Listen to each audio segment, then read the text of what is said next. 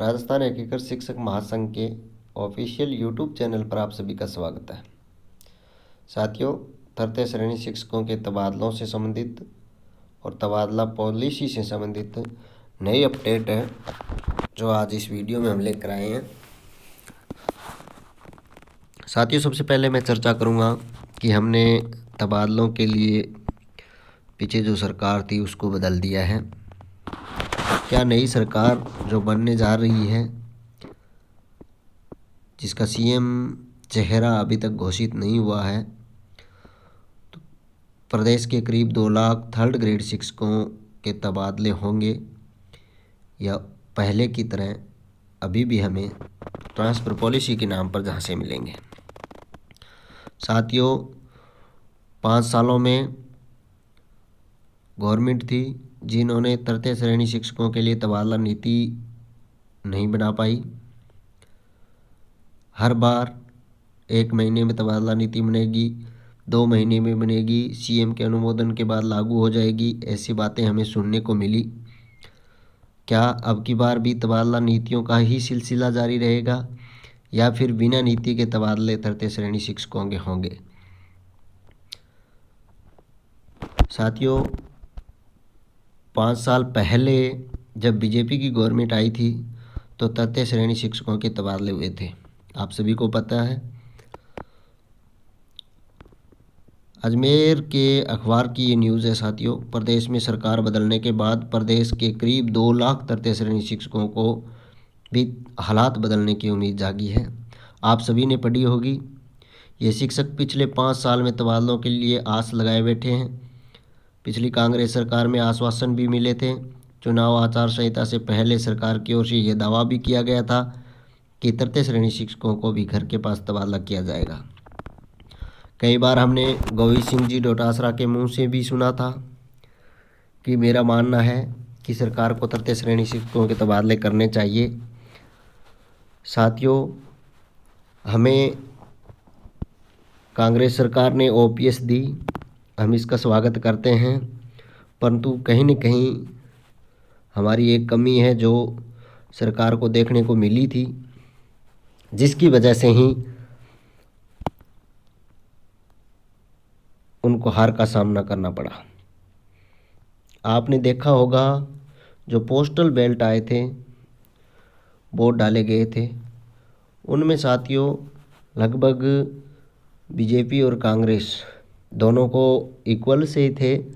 कहीं न कहीं ऐसी भी हालत बनी जहां पर पोस्टल बैलेटों की वजह से कांग्रेस हारी थी।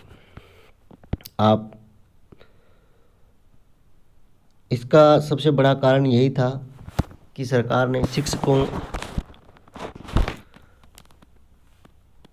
के साथ भेदभाव किया। साथियों,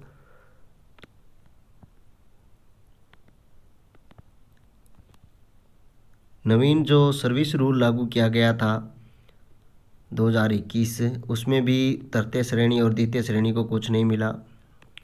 वाइस प्रिंसिपल का पद गठन किया गया था, वो भी लेक्चररों को फ़ायदा दिया गया था। तृतीय श्रेणी और द्वितीय श्रेणी शिक्षक थे, उनको कुछ भी नहीं मिला। फिर भी हमने एक ही मांग रखी कि हमारे ट्रांसफ़र हो, तृतीय श्रेणी शिक्षकों के ट्रांसफ़र कर दो, हम राजी थे, परंतु वो नहीं कर पाए, जिसकी वजह से उनका परिणाम है वो भुगतना पड़ा। क्या अब नई सरकार अध्यापक लेवल 1 और 2 का ट्रांसफ़र करेगी? साथियों, आपको कैसा लगता है, आप कमेंट में ज़रूर बताएंगे। नई सरकार से लैपटॉप, साइकिल की उम्मीदें हैं। सबसे ज़्यादा उम्मीदें हैं वो थर्ड ग्रेड शिक्षकों के तबादलों की उम्मीद है। साथियों, 5 साल निकल गए हैं, लोकसभा के चुनाव आने वाले हैं, ये चुनाव हो गए हैं, क्यों न हमें एक रणनीति बनाकर तृतीय श्रेणी शिक्षकों के तबादलों की आवाज़ है वो बुलंद वापस करनी चाहिए थी। अगर आवाज़ बुलंद नहीं करेंगे साथियों तो 2-3 साल आराम से ये सरकार भी निकाल देगी और हमारे तबादले नहीं होंगे। अभी मौका है, लोकसभा चुनाव से पहले पहले जैसे ही 1-2 दिन में मुख्यमंत्री पद की शपथ लेते हैं उसके तुरंत दूसरे दिन हमें इस पर चर्चा करनी चाहिए। और राजधानी जयपुर में एक विशाल जन सैलाब, शिक्षक सैलाब करना चाहिए, जिससे सरकार को लगे कि हाँ, इनकी मांग जायज़ है और हमें तबादले करने चाहिए। साथियों, पीछे बहुत सारे आंदोलन शिक्षक संघों ने किए, हम शिक्षक साथियों ने किए। आज मैं ऐसे ही कमेंट पढ़ रहा था तो एक ने लिख रखा था कि हरपाल दादरवाल की वजह से तबादले नहीं हुए। अगर आपको भी ऐसा लगता है कि हरपाल दादरवाल की वजह से तबादले नहीं हुए तो कमेंट बॉक्स में ज़रूर बताइए। साथियों, मेरा मानना है कि हरपाल दादरवाल ही एक बंदा था जिसने तृतीय श्रेणी और द्वितीय श्रेणी तबादलों की मांग पुरजोर से उठाई थी। उस बंदे की कमी निकालना ये हमारी कमी है, वो नहीं निकालनी चाहिए, क्योंकि तृतीय श्रेणी शिक्षकों का तबादला नहीं होने का मुख्य कारण था वो वही मानेंगे कि हम अपने आप को दोष दे सकते हैं, दूसरे को दोष क्यों दें। अगर जयपुर में 85,000 लगभग आवेदन हुए थे, 85,000 शिक्षक अगर जयपुर में धरना देने के लिए जाते या आंदोलन में जाते तो ज़रूर तबादले होते। जयपुर में 85,000 जनता अगर एक साथ चली जाती है तो साथियों आप भी जानते हो कितनी जनसंख्या वहाँ पर हो सकती है।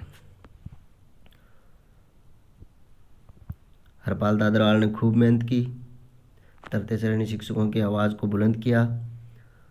उनका साथ किसी शिक्षक साथियों ने, जितनी उम्मीद थी उतने शिक्षक साथियों ने नहीं दिया, इसकी वजह से हमारे तबादले नहीं हुए।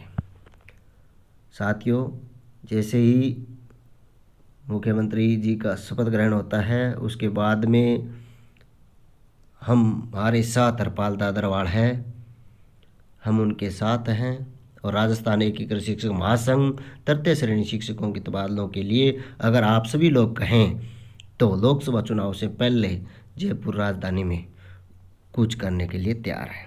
धन्यवाद।